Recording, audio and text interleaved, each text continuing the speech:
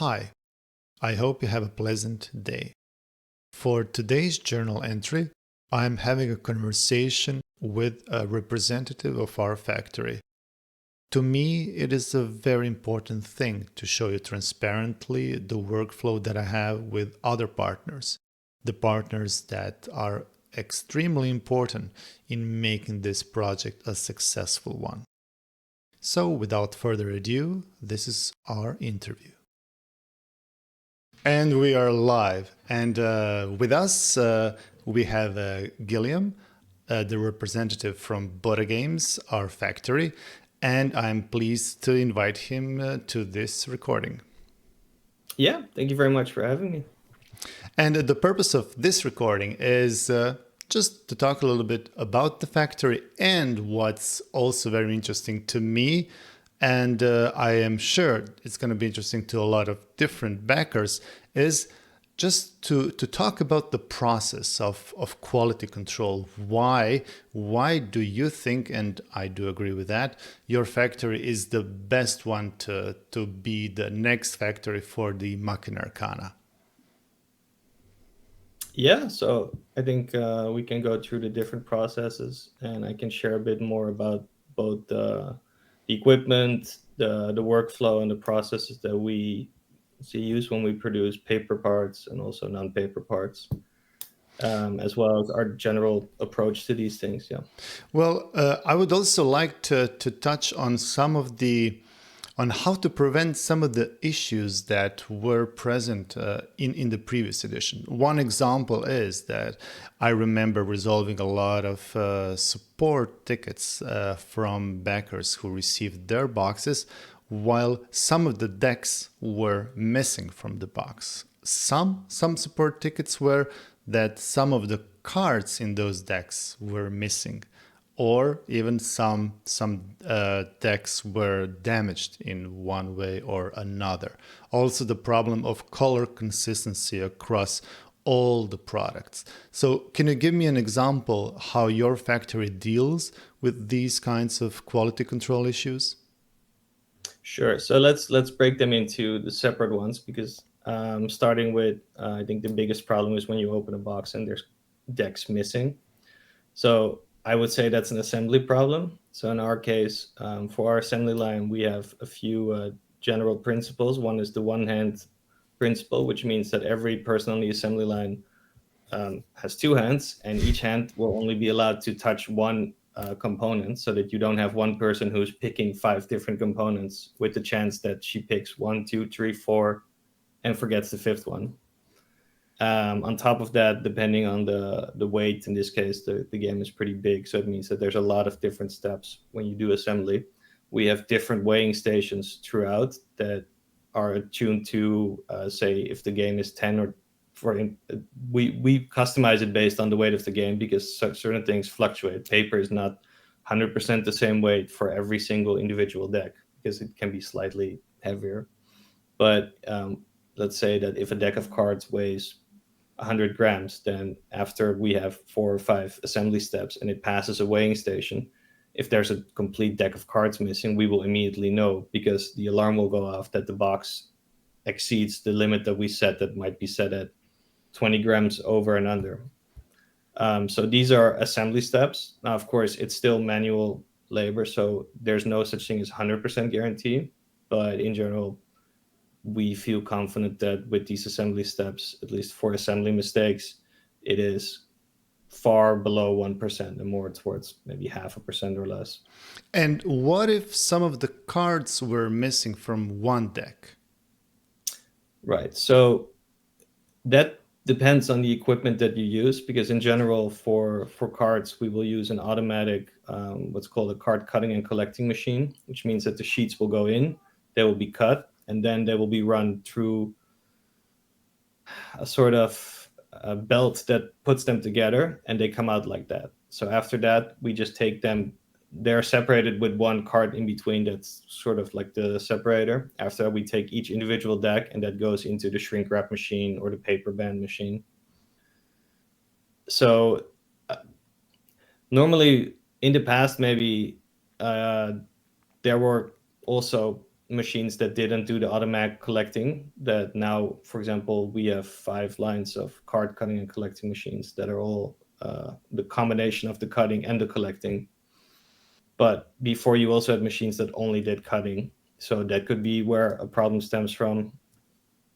It could also be just fine tuning the machine, because obviously you need to make sure that the machine and the card that it puts in between to signify the differences of each deck uh, flow, yeah, works the way it should work. Do you have a But in general, way? Do you have a way to like input the number of cards for each deck, and then is there some kind of a automatic process that counts if that specific count was reached?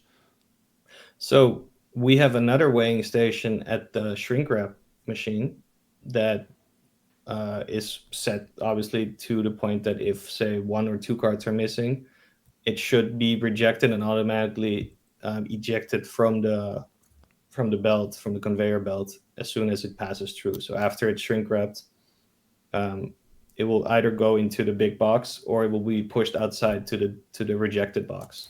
Okay, so great. There is some kind of an automatic process, Yeah. even though from what I hear, a lot of process is manual, but also a lot of process is automatic, especially the cutting, slicing, and the shrink wrap machine.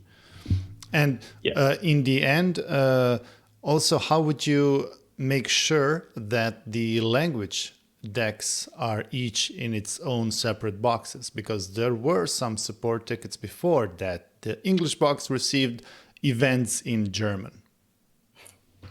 So obviously, one of the difficulties is that no one in our factory speaks German or English or any of the other languages that you publish the game in. Well, Chinese, we have Chinese edition, beg pardon.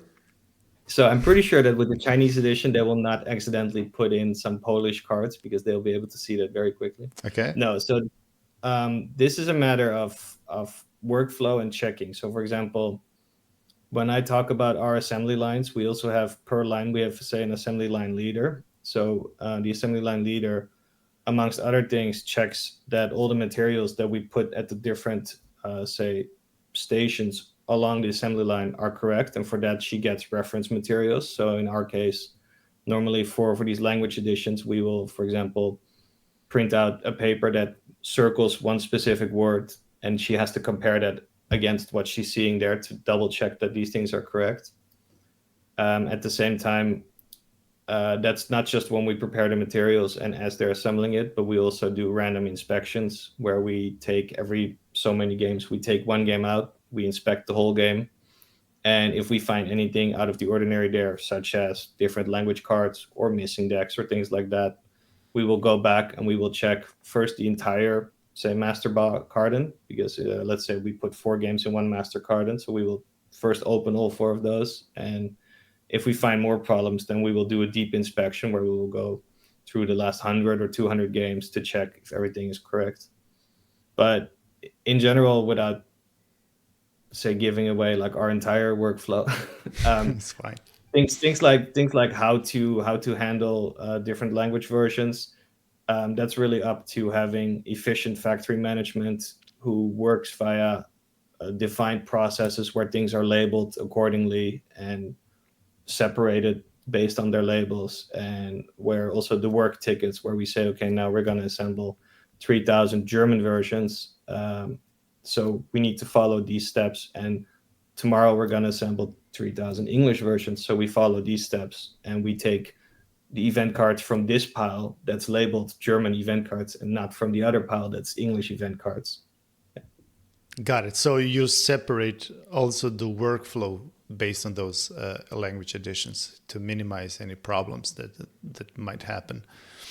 And one more thing, color consistency. How do you ensure that every product is has the same color consistency as the production sample that we will receive before the mass production?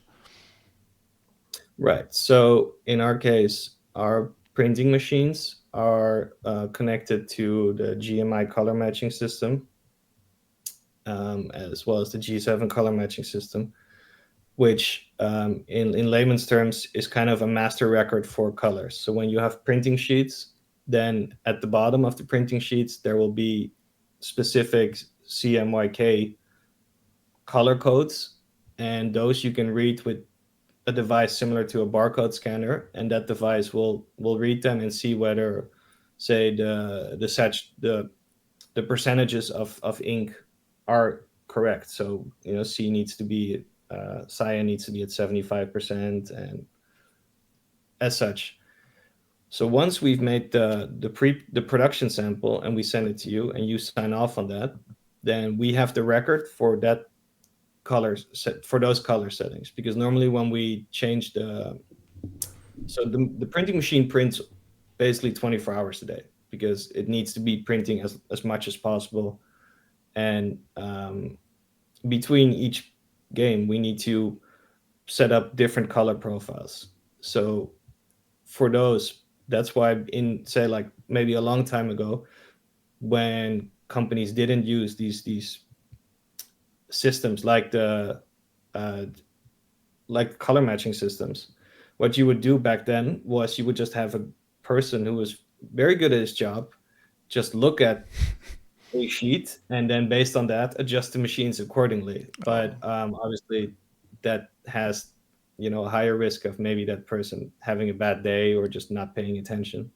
So that's why even though that's still part of it, we You set have it up based automated system so that each sheet of paper, if I hear it correctly, each sheet of paper also has the barcoded colors that the machine scans, checks with the calibrated process with GMI G7, something like that terms, Yeah. and then it can automatically flag, or would it reject that sheet, or it would flag that the machine itself has ink levels that are not in sufficient ratio, something like that? So the main thing is really the setup. So for example, we will print for the production sample. Those colors are approved, so we will put those in the system and record them as the master record. So then the next time after we've printed a bunch of other games, when we finally go to print your game, we load up that master record, we set up the machine, then we do a test print, we compare that against the master record, and we adjust accordingly. But it also means that a year from now, when you want to print a reprint, we again go back to the master record and we Same. have the exact same ink levels, or within a tolerance, because obviously it's still manual adjustments, but within the tolerance that is recorded. And that's how you create color consistency throughout different print runs, and also for future expansions and these kind of things. Okay, that's really good to hear. And so I think that we covered most of those ideas and processes about making sure that the backers will receive the best possible quality, and there would be minimal, if at all, problems with their boxes. So that's really reassuring to hear. Although we are quite some time before we do the production sample, but it's very important that from the get-go we have a very clear way of going forward, and that the whole workflow is very clear and precise. And yeah, speaking of workflow, we did touch before on the miniatures. Miniature production will be a very high workflow intensive process as well. So we might, I would assume in the future, have maybe some kind of a conversation where you would present those printed miniatures, and then we could talk about that maybe at a certain point. Although at this point, I would say that we are waiting for your 3D printed miniatures to see your color wash that will be made on just 2 models. Hopefully, to have a timeline where we could see those comparisons. Before the end of the campaign, Okay, we're aiming for, at the latest, having them ready on Tuesday. I understand. Okay, good to know. Do you have you received those samples? I assume not from the previous campaign. Not yet. Not yet. Okay, but also we talked about that you would digitally print them, and it's very tricky because you can't compare digital print with offset printing, considering the offset printing is of much higher quality. So the whole idea of comparing that will take part, I would say, only once we have the production sample. Then once we have a production sample, we can have some kind of a comparison between the previous edition and the new one that you're going to do.